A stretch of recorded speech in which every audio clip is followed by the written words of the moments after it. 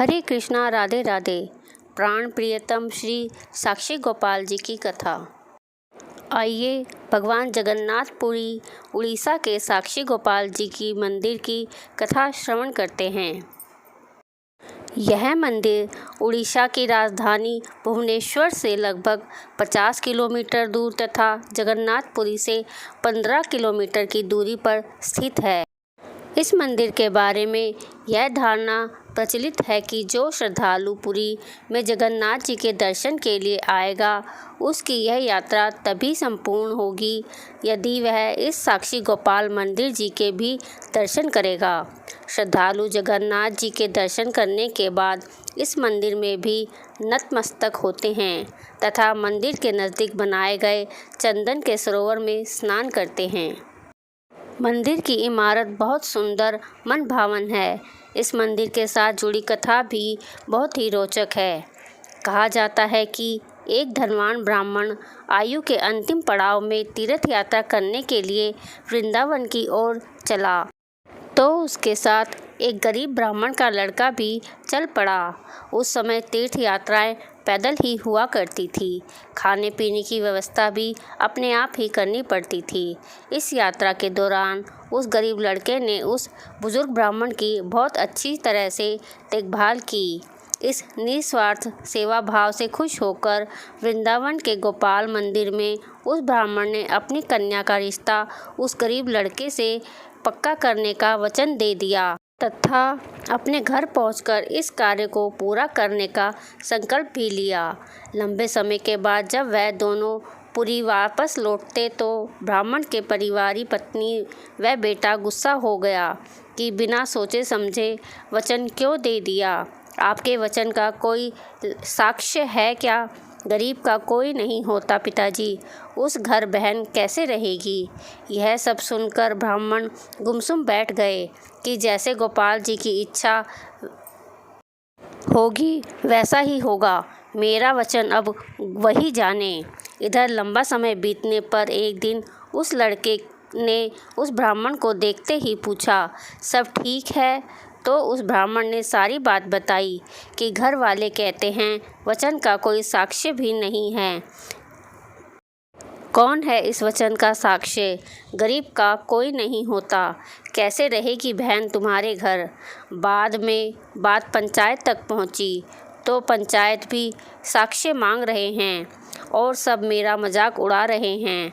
यह सब सुनकर उस लड़के ने उस ब्राह्मण को भगवान गोपाल जी के सामने किया गया वादा याद दिलाते हुए कहा कि मेरी अमीरी घर में लालचवश विवाह को कोई इच्छा नहीं है, पर बात साक्ष्य की है, वचन की है।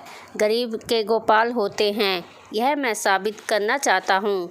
और यह कहकर वह लड़का श्री जगन्नाथपुरी उड़ीसा से बड़ी मुसीबत झेलते हुए वृंदावन आता है और गोपाल जी के सामने नतमस्तक होकर उनके चरणों में गिरते हुए पूरी आत्मा से भावविल्य हो कहता है कि हे गोपाल जी, अगर मेरी सेवा में कोई खोट नहीं है तो कृपया करके मेरे साथ पुरी चलो और सबके सामने कहो कि आप मेरे हो और मैं आपका हूँ। और आपके सामने उस ब्राह्मण ने वचन लिया था, आप स्वयं उसके साक्षी हैं। अगर हम दोनों की श्रद्धा आपके प्रति सच्ची है तो हे नंद नंदन, हे प्राण प्रीतम, हे दया के सागर, यूँ मौन मत रहना। इतना कहते ही तभी भगवान ब्रजेश्वर श्री कृष्ण जी का मधुर स्वर गूंजा कि हे निर्दोष भक्त, तू सदा मेरा है और मैं तेरा हूँ, पर मैं तेरे साथ पुरी नहीं चल सकता क्योंकि मैं तो विग्रह रूप हूँ। इस पर वह लड़का बड़े ही प्रेम से बोला, प्यारे ठाकुर, हे बाके बिहारी, हे राधा रमन, अगर आप बोल सकते हैं तो आप मेरे साथ भी चल सकते हैं। इस पर भगवान ने कहा, ठीक है भक्त, मैं तेरे साथ चलूँगा, पर मैं तेरे पीछे पीछे चलूँगा, तुम मुझे पलटकर ना देखना।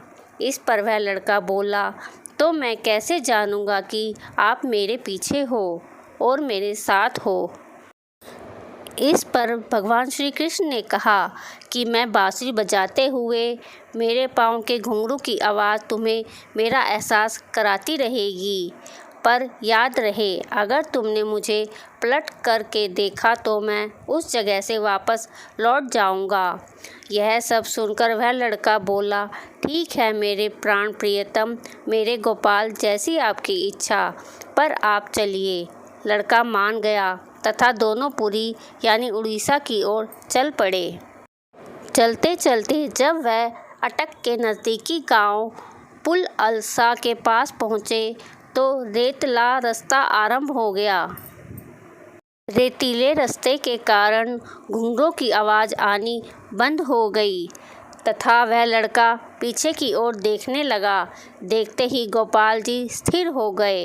अपने साक्षी भगवान की स्थिरता को देखकर वह लड़का परेशान हो गया, पर भगवान जी ने उस लड़के को कहा कि तुम परेशान ना हो बालक, जाकर उस ब्राह्मण और पंचायत को यहाँ ले आओ।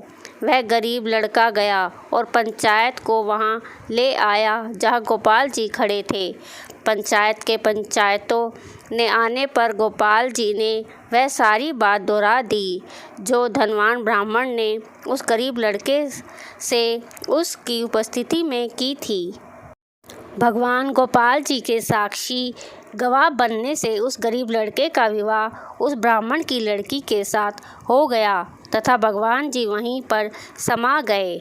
कहा जाता है कि एक टूटा घुंघरू गोपाल जी के पाँव में चुभने लगा था तो उन्होंने उसे निकाल कर फेंक दिया और जहाँ पर वह घुंघरू गिरा वहीं सुंदर सरोवर बन गया जिसे चंदन सरोवर के नाम से जाना जाता है।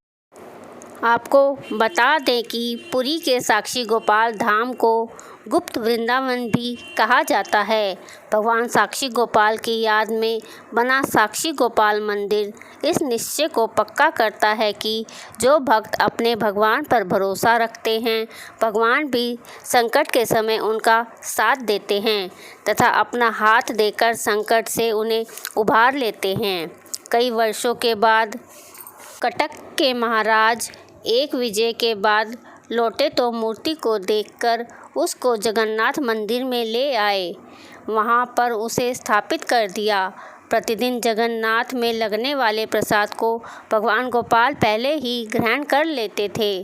फिर भगवान जगन्नाथ ने पुजारियों को सपने में कहा, अपनी शक्ति राधा के बिना मैं यहाँ अकेला नहीं रह सकता। कहते हैं इसके बाद गोपाल के पुजारी बिल्लेश्वर के यहाँ एक कन्या पैदा हुई। उसका नाम लक्ष्मी रखा गया। जब वह षोडशी हुई तो कई अद्भुत व चमत्कारी घटनाएं घटने लगी। कभी गोपाल की माला लक्ष्मी के शयन कक्ष में तो कभी लक्ष्मी के आभूषण गोपाल जी के मंदिर में मिलते। यह बात सर्वत्र फैलने लगी। आश्चर्य तो इस बात का था कि मंदिर बंद होता फिर भी वस्तुएं वहां पर पाई जाती थी। राजा तक यह बात पहुंची। राजा ने इस बात को राज दरबार में रखा। उन्होंने यह राय दी कि मंदिर में राधा की मूर्ति स्थापित की जाए। मूर्ति स्थापित का दिन तय हुआ। कहते हैं जब मंदिर में मूर्ति स्थापित हुई उसी दिन पुजारी की कन्या का देहांत हो गया तथा राधा जी की मूर्ति उसी दिन अपने आप लक्ष्मी जी में बदल गई। बोलो साक्षी गोपाल की जय। अगर आपको मेरी वीडियो पसंद आई हो तो वीडियो को लाइक करें और मुझे सपोर्ट करने के लिए चैनल को सब्सक्राइब भी करें और साथ ही बेल आइकन को प्रेस करना भी ना भूलें। हरे कृष्णा, राधे राधे।